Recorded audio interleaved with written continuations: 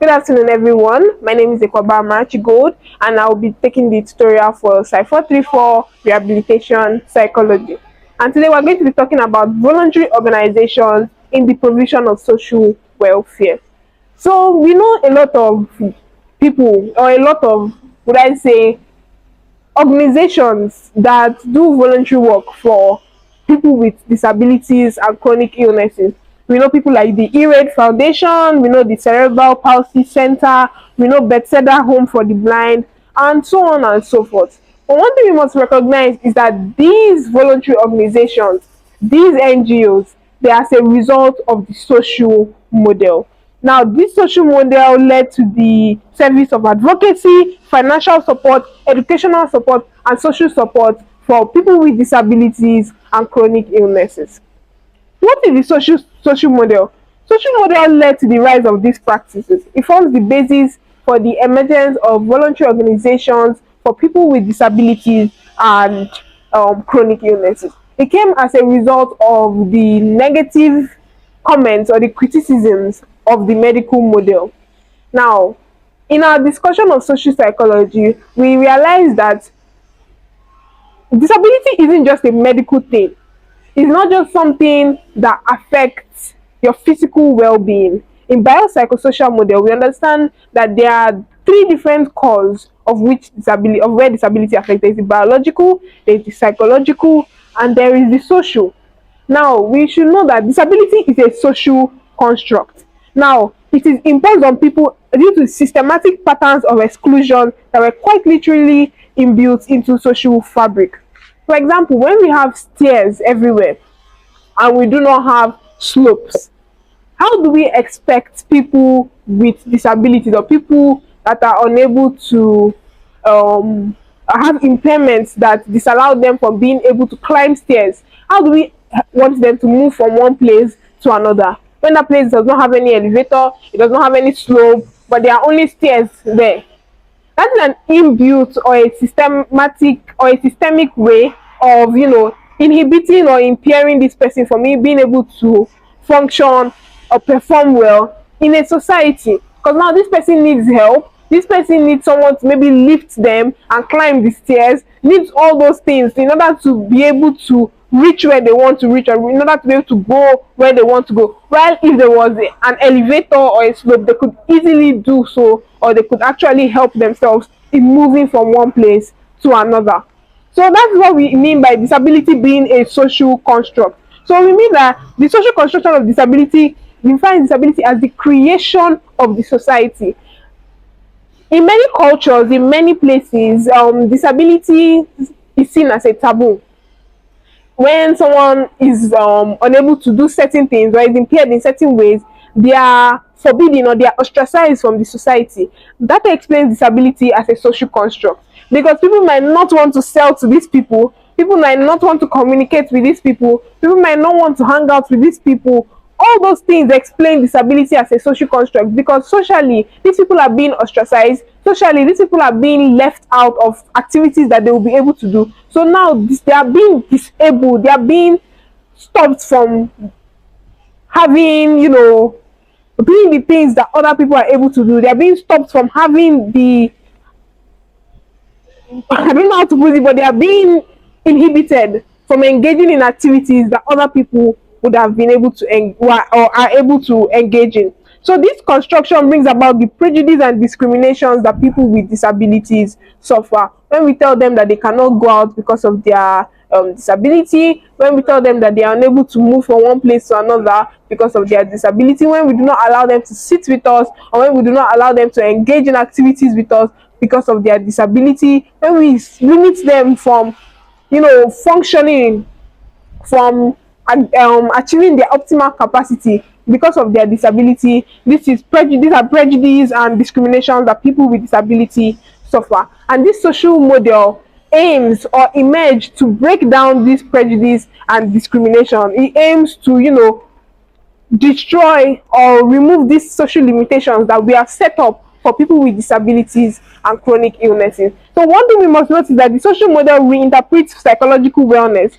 in terms of a relationship between impairment and the disabling effect of the environment. So it focuses more, or it focuses on bringing down this setup, this systematic disabilities that we have put in the environment, these systematic ways that we have tried to inhibit people with disabilities, and it wants to focus on a more political way, the importance of personal resistance and group advocacy in claiming the identity within a community. So it's more political in the sense that, there is resistance. When there is resistance, you are coming against the powers and then the people in authority that have put these systematic limitations or these functional limitations for people with disabilities. We are creating a community that stands out and advocates for people with disabilities. That's why there are voluntary organizations now. That's why there are NGOs now for people with disabilities. That's why there are people that sit together and say, we want to fight for the rights of people with disabilities and chronic illnesses. We want to fight for their inclusion in certain activities. Because when we look at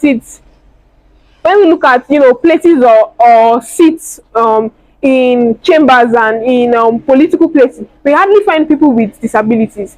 We hardly find people with other systemic issues. So that is why it's more of a political thing, because we want these people to rise up. We want them to be able to function in places that other people function in. We want people to know that they are not just limited because of their physical limitation, or they're not just limited because of their disability, but they are able to do other things.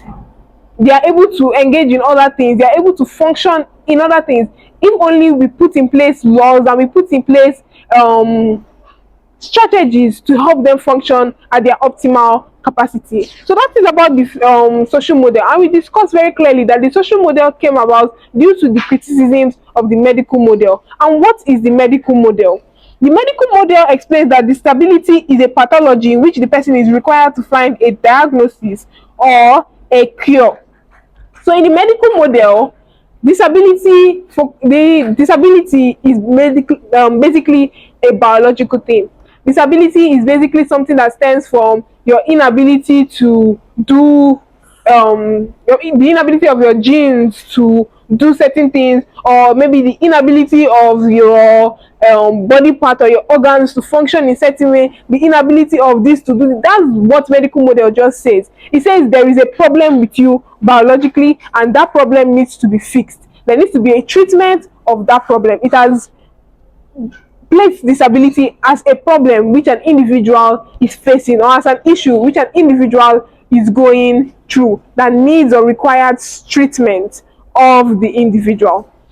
And assessing the assessment determines whether an individual is disabled or not. So there was a criteria, in the clinical assessment. We talked about the DSM and the ICD.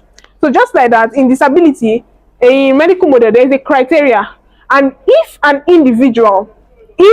somebody that they claim or they think says is disabled does not fit into their strict criteria, then they are not going to say that the person is disabled. They are not going to acknowledge that this person has a disability or a functional impairment that does not allow them to do things the way other people would be able to do those things. So if you don't meet this criteria, you would not be diagnosed. And if you're not diagnosed, obviously you're not getting a treatment plan, you're not getting rehabilitation, you're not getting other things that are supposed to help you to function at your optimal capacity. And the strategies were arranged by experts. Treatments were supposed to resolve shortcomings. So one thing about this model is that it focused only on the individual's physical limitations. It focused only on, you cannot do this, how can we help you do this? It did not focus on other aspects of the society, the social factors that inhibit the individual from achieving their goals. It did not focus on the psychological aspect, which their disabilities, or facing a disability, or the onset of a disability can lead to psychological outcomes. It can lead to feelings of anxiety, depression. It didn't focus on these things. It didn't focus on their social aspect. It didn't focus on their psychological aspect. It was mainly medical. It's trying to find the limitation in your body and fix that limitation in your body. It didn't even focus on the family aspect. We try to get social support from family, from community. It didn't focus on any of that. It's just focusing on mainly trying to treat this shortcoming, trying to remove this shortcoming by treating them. And this treatment or this attempt to just treat an individual physically, medically, biologically led to failure. The failure proved that this model was inadequate, that it was not able to fully address the concept of disability. This model did not integrate everything that we need to know about disability. So one thing we should also note is that services in such as climate institutionalized, sorry, there was an aim to institutionalize and segregate people with disabilities. Sorry for that. So there was an aim to there was an aim to institutionalize and segregate people with disabilities. So we've done clinical psychology, and during clinical psychology, we knew that in the process of psychotherapy in the middle age times, there was an aspect where the aim was just to pack everybody that had mental disorders into one place, and sometimes we're using them as show concept for people to watch and entertain themselves. So there was an aspect where there's an aspect of medical model that just aims at institutionalizing and segregating people with disabilities from others. So they just want to put people that don't have disabilities one side, and people with disabilities the other side. And that's why we talked about the assessment and people falling short of the assessment. So apart from those that do not meet the criteria being pushed to the side of people that are without disabilities, when you put someone that has a disability with people without disabilities, and you try to just make them function as those function, they will not be able to meet up with their capacity. You are not giving them achieve the ability or the instruments needed to achieve their optimal capacity. You are inhibiting them. You are just expecting them to flow like other people flow. How would they flow like other people flow? They have a functional limitation. You need to put in place strategies and ways to help them to, despite their functional limitation, achieve things, reach stages that people without disabilities will also reach. But since they have fallen short of the assessment, they are just dumped along with people without disabilities. While people with disabilities are neglected, they are segregated, they are pushed to one side, and they are not allowed to interact with the people without disabilities. Now, vocational evaluation often called out those who require the most support as being too disabled. So, there were people that were too disabled, those that needed a lot of help in this situation, those that needed to be put through more than other people, they're regarded as too disabled in the medical model. So this medical model just warehoused people. They tried to give them some employment, but that employment was supposed to be aimed at protecting them, but gave no room for growth. They are not allowing these people to overcome challenges and see new ways which they can adapt to being faced with this situation. They are just put in a place of stagnancy where they can just live every day while being faced with this disability or chronic illness. There's no room for growth, there's no room for development, there's no room for them to be able to achieve more as people with disabilities. So it was found to be unacceptable, obviously, because of these many bad reasons, calling people that need more help to be describing people that need more help to be too disabled, pushing for segregation of people without disabilities and people with disabilities, giving them some employment, some sheltered workshops, but not actually helping them, not actually putting effort to give them growth for them to achieve and become people of their own, like people without disabilities. Doing all those things obviously made this medical model to not be acceptable, to not be reliable, because we cannot limit disability to something that is medical. We cannot limit disability to something that is biological. We cannot limit disability to something that only happens to the physical being of an individual, that doesn't affect their psychological being, that doesn't affect their mental well-being, that doesn't affect them socially.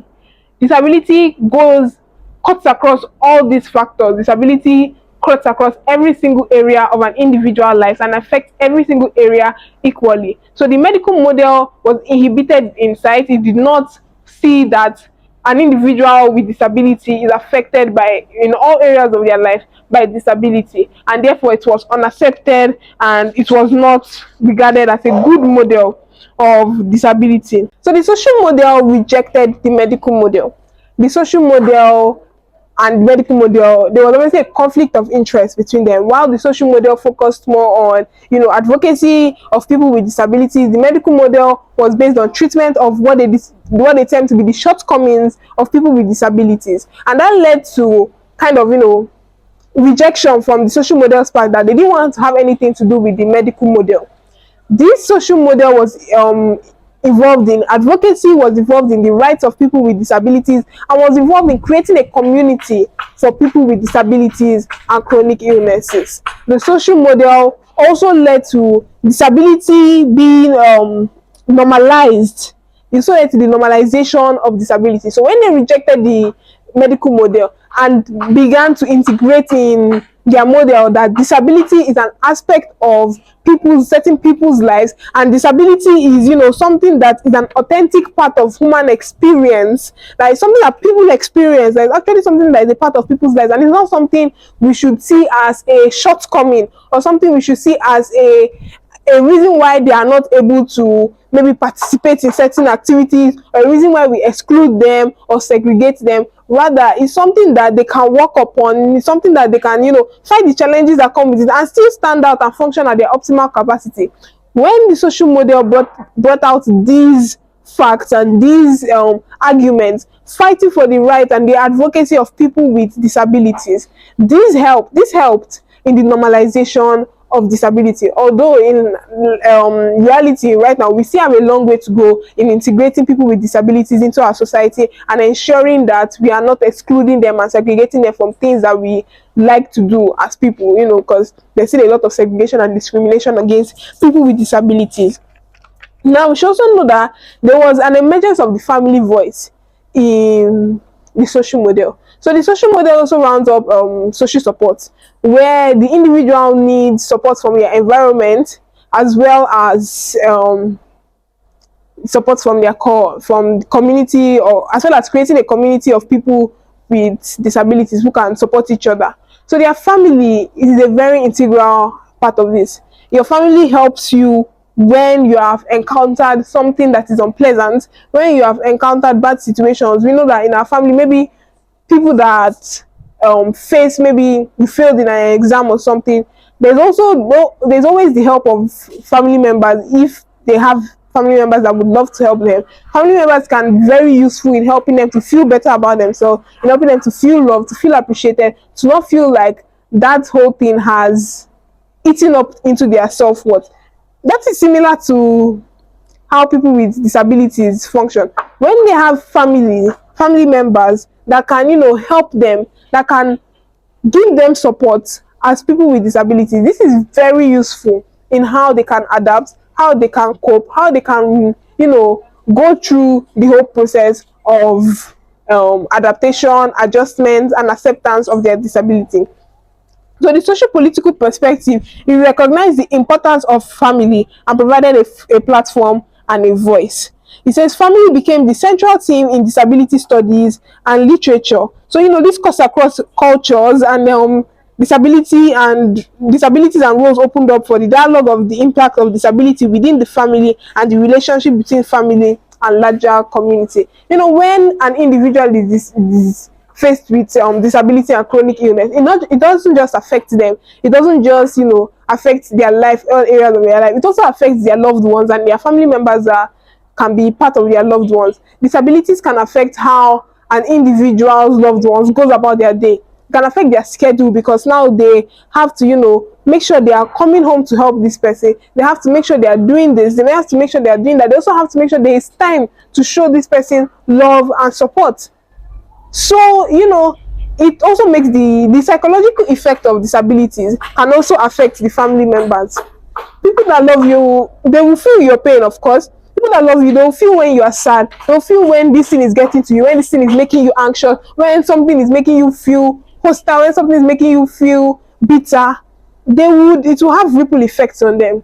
So the social political model understood that the family is not exempted from these feelings. The family is actually an integral part and a very central theme in disability. It also understands that families present a vital unit of emotional support for people with disabilities. Some of this work gives rise to the unprecedented family engagement in advocacy. The family can find a voice because of the movements that have called attention to the plight of people with disabilities and the need to engage in collective action or responses to the recovery of people with disabilities. If we have watched this movie, Me Before You, and we see the fact that his mother, Will's mother in the movie, read his suicide letter because Will had, experienced disability when he had an accident, and because of that he had feelings of suicidal feelings. That explains the psychological aspect. He had suicidal feelings. He had a lot of trouble psychologically dealing with this.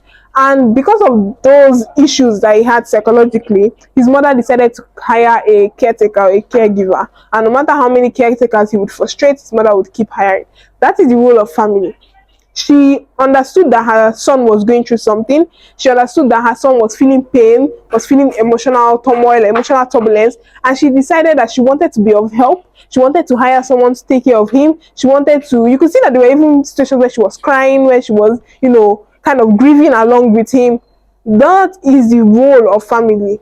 Family cannot be exempted. The family voice cannot be exempted when we're discussing people with disabilities. We should also know that family activism within the disability movement is influenced by the cause of legislation rather. In America, the Individuals with Disabilities Education Act and the Americans with Disabilities Act recognize the family support role in preserving the rights of those with disabilities.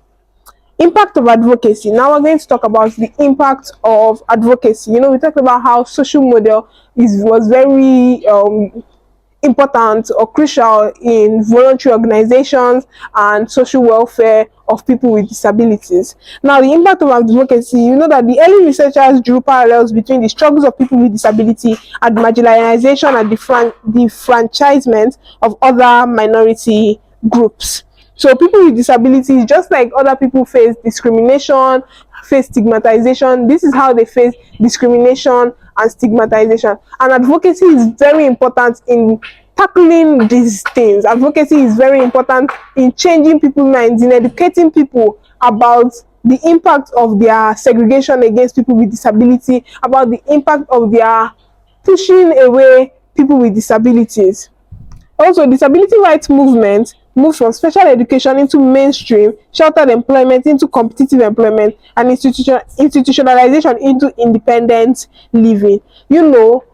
Like I said about the medical model, they were given sheltered employment, but there was no room for growth. There was no room for improvement. So just like that, disability advocacy moves from this sheltered employment into putting people with disabilities into the competitive market, where they can now work. They can work as people the same way other people are working and gain employment, be independent, function at their optimal capacity, just like other people are functioning at their optimal capacity. So I'm removing special classes, a special needs situation where we put people with disabilities in one place and inhibit them or limit them from engaging with other people. We allow them to engage with other people. We allow them to, experience these things that other individuals will experience, and allow them to grow and become independent and be able to fend for themselves.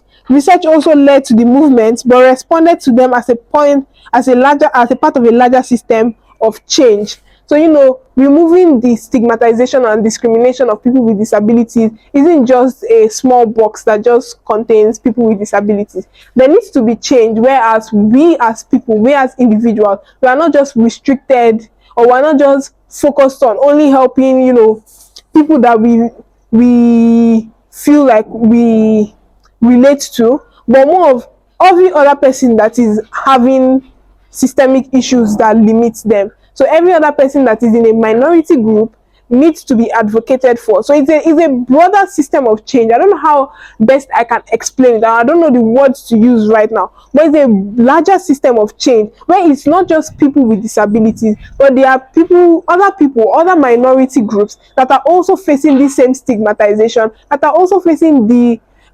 discrimination, just like people with disabilities. And the advocacy of people with disability open up a chain, a wider chain for more people to, realize that we can stand up, we can advocate for our rights, we can advocate to be seen, we can advocate to not be segregated against, we can advocate to not be discriminated against.